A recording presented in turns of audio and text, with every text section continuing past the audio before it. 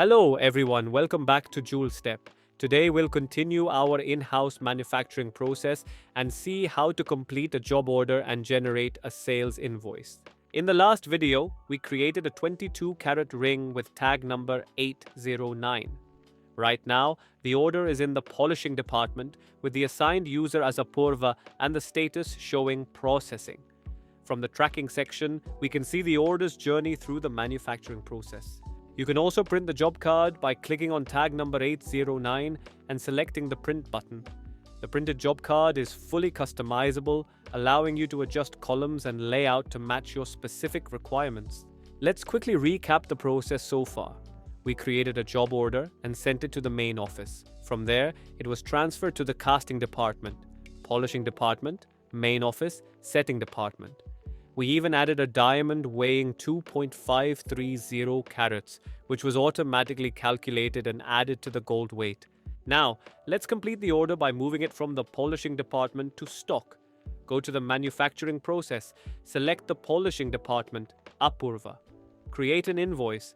The system automatically displays all items with their weights. Gross weight, 11.01 grams. Diamond weight, 2.530 carats. Let's add the item's pricing details. Diamond price. Suppose the diamond price is $50 per carat. The system calculates a total diamond value of $632. Gold details. Purity, 916, 22 carat. Net gold. Weight, 7.76 grams. Gold rate. Suppose the current gold rate is $65 per gram. Total gold value, $715. The system automatically calculates the total value, which comes to $1,348. We can also add making charges. Let's set them at $200.